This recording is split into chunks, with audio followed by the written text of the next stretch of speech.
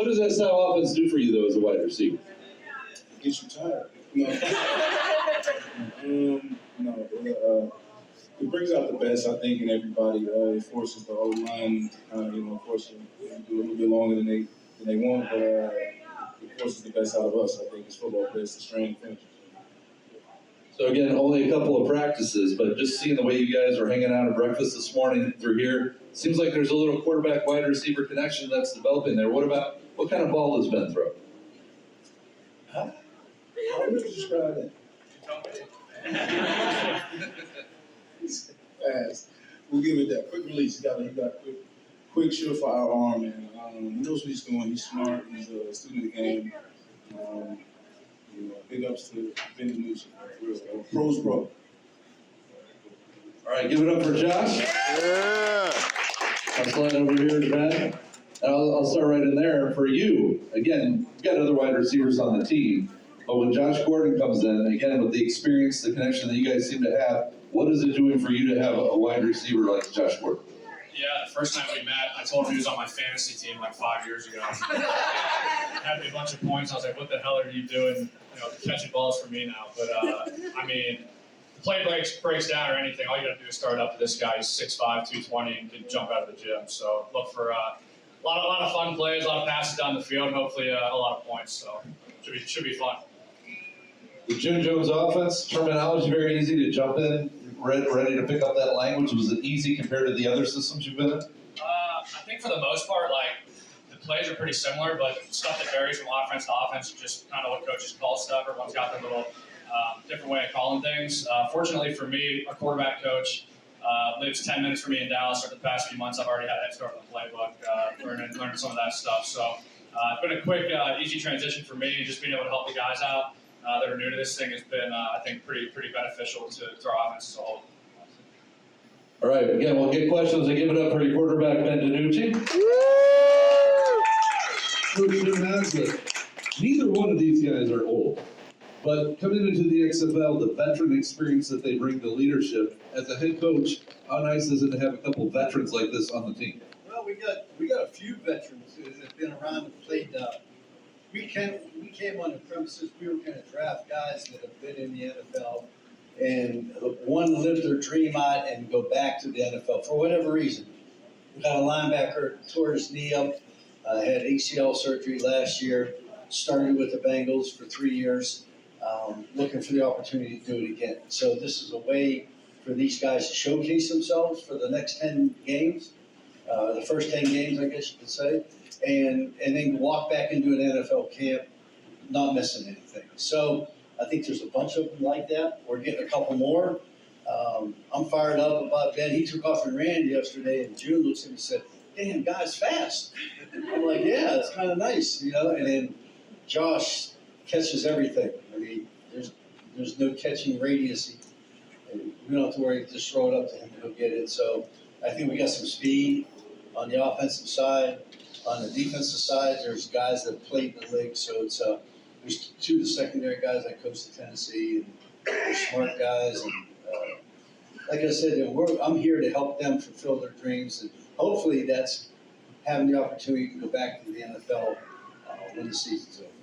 You had to, I guess, lack of a better term, ramp things up. I mean, NFL schedule, there's OTAs and the mini camps and all that. That didn't happen. You guys are getting right into training camp right away. Again, just the 2 actual practices so far. How do you condense everything that you want into this time here? Well, the good thing about the offense is that June, we let him bring his whole staff that he's been together with for, 20 years?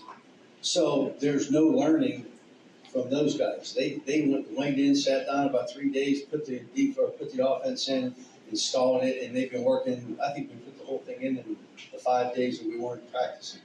So it's I think that's an advantage to us from that standpoint. Same thing on the defensive side, but not as much as the offensive side. And Randy Mueller, who is I call him the general manager, he's the one who drafted all the guys and come put all the pieces and still working on it. And he's the best I've ever been around. So it's good. You know, we worked together in New Orleans. He was the general manager. He hired me to be the head coach. So I'm fired about the opportunity. It is exciting. Coming up here, we had 2 days practice. We came up here. because Martin Luther King Day, the day off. So we're going to go back and we're going to practice. It's just like the NFL. We'll practice 4 days, get a day off. And I'm excited to see the progress as we get closer to the first game. That's awesome. That's awesome. Jim Haslett, everybody. Yeah. All right, Josh, you shared your wearing number 0. Ben, what's your number? 6. Number 6. All right, so when you're looking at ordering those jerseys on XFL.com, 0 and 6. I know everybody got to talk, but let's get a couple of questions out here. Who's got a question for him? Raise your hand if you got one. What do you got? Coach Haslett, this is the number one question running around your fan base. Are you the Seattle SeaDragons head coach for 2023, or have you got your 1 foot back in the NFL? The scuttlebutt from the web. There we go. Lots of rumors. You know what? Again, the topic's been out there. I've heard you answer this question already, but go ahead and put it out there. Well, let me say this. If I went back to the NFL, my wife would leave me. So after 34 years, I'm not really, into that. No, we're going to stay and do this. We're going to have fun, and hopefully we get rings, and hopefully I can go watch these guys play, at the end of January or July and August next year. So that's what I'm kind of looking forward to. There you go. You heard it. 2023. Jack Cook, he's not going anywhere. Sign on for the XFL. Sign on for the SeaDragons. Who's got another question? Anybody? Anybody? Are we going to be more of a running game team or a passing game team? Running team, passing team. It's a June Jones. You know what? I'll let him in, but that's one of the things that I love. You've already talked about what the defense is going to do. You've already said that you're going for 3 on all the extra points. And the June Jones offense, it's out there. It's basically line up and play, right? I'll let Ben answer that because he'll tell you how many run plays. This is by far, after the first 2 practices, the most I've ever thrown the ball in my life. My whole right side of my body is sore. Can't feel my right arm. I'm sure these guys are probably tired of catching my passes already, but no, we're gonna be throwing the ball a lot, so it should be fun. We average about 70 plays to 80 plays in practice a day, and I think yesterday we had 2 a week. So they got Passes. passes.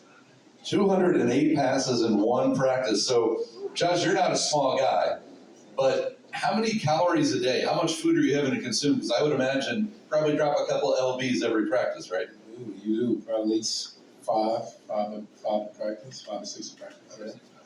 Yeah, so just hydrating, making sure you're loose and stretched out. But other than that, just come ready with an attitude to do some work. That's really it. Absolutely. So, have you been in an offense similar to this before? Not quite Coach Jones, but maybe college, I'd say. At Baylor, the Coach Browse and the spread offense we had with RG3 is similar. Other than that, Kansas City got up different things, and even here in Seattle with Russell. So, but the terminology is similar, but definitely different. So I'm excited. I've never seen a playbook like this. So real quick, as we talked to Coach about having some veterans, young veterans, but veterans nonetheless on the team. What kind of advice, what sort of maybe little things are you sharing with some of these guys that this is the highest level they've played at before? So what are you trying to impart with them? Make sure they know what they're doing. Like asking questions. Make sure you not ask the right question. Just ask a question if you're unsure. Communicate. And pass it along, and put it done. It's tough though, being a young person just trying to get into being a professional in any field. Getting a lay of the land is always going to be a tough transition. So I've been trying to be there to be a conduit to try to help them with that first year, first 2 years, whatever. Just try to be a big brother to them, call me, text me, whatever. If they just need somebody to talk to. That's really what I find myself the most useful to. So, yeah. And obviously, you got to have that O-line protecting you, so you got to have that special connection with them. Everybody wants the ball, but you got to also be able to have that eye contact, that connection to the guys behind you. Have you been able to read, that's a lot of guys for the quarterback to have close relationships with. Yeah, I think that's just the nature of the position. QB's got to be the voice of the team, the leader. The linemen are my best friends right now. If I'm not nice to them, they won't block for me. So got to make sure those guys are eating well, breakfast, lunch, and dinner, and keep them happy, make them laugh. So a lot of balls to go around. So if the receivers aren't happy, I'll tell Josh, take a play off and maybe throw it to someone else. So, but we're excited. A lot of good guys, a lot of good characters on the team. Been been pretty easy just meshing. I know a bunch of guys coming from different places and different ages, different walks of life. But one thing is still the same. It's just football, a game you've been playing since young. So for the most part, locker room's been awesome. Guys have been awesome. Lot of personality, a lot of guys who just want to get better and want to win. So we're excited to get going. That's awesome. Now, you played in Seattle before. So coming back in the city, I know you were talking excited about that. What are you most looking forward to about playing in front of the Seattle crowd again? Hopefully try to see if the noise level could get up to make it, this is. Don't worry about that. Don't worry. That 12th man will be rolling into the SeaDragons game. I believe it. Knowing Seattle, I know how you guys get on weekends. Don't worry, we'll bring it on a Thursday too. It'll be there. Well, again, all the ticket information's down there. If you guys need any help with that, we've got some giveaways for you, so we'll get you squared away. Anybody else? Last chance. Anybody got a question for these guys? Who's got the biggest personality as far as lots of fun on the team so Biggest far? personality, the most fun on the team. You know what? You guys think about it for a second. Coach, what have you seen in terms of biggest personality? What stood out to you? I would probably say there's two guys on defense that don't take this wrong. They talk the whole practice. And it's Kareem Moore and Kazar Skipper, the outside linebacker. They play with the Steelers and the Titans, and they sometimes I don't even know what they're saying to each other. But they're good. They're talkative. It's good though. It's good from a standpoint of everybody being on the same page. Here's one thing about this game. Whatever level you play at, and I've kind of learned this growing up in Pittsburgh, because you don't think about it. Nobody cares if you're white, you're black, you're normal, you're non-normal. Nobody gives a crap about that. All they want to do is everybody get together and go out and win games and have fun. Am I right? Nobody can care less about what you do, where you're from, what your background is, because once you're on the field, you're brothers. I was telling these guys this summer, I got asked to come back to do an autograph signing because I played in Buffalo. I went back to Buffalo, and there was about 20 of us got together. They set it up. We all signed autographs. People came out, and it was like we never missed a beat.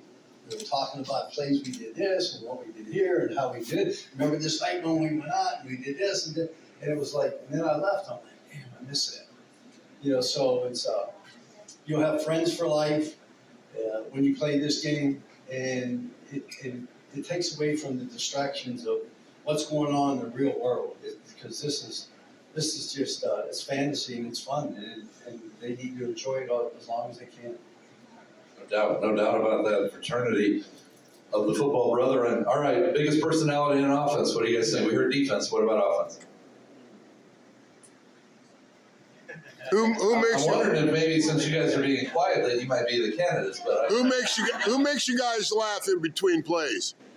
I'll probably say myself for that. I enjoy keeping the huddle light, cracking a joke every once in a while, getting guys laughing. You gotta try to keep it as fun as possible. I mean, it's a game, kids' game we've been playing for 10 or 15 years, so just be able to go out there every day and still call football a job and get you out there and work out and do this type of stuff. You gotta have some fun with it. And the teams that I've been around, the best teams on the field are the ones that are like this off the field. So getting to know guys, cracking jokes, just learning about what makes guys go and what guys like to do off the field. I think we've got a good tight-knit group on offense. awesome. All right, give it up for your 2023 SeaDragons.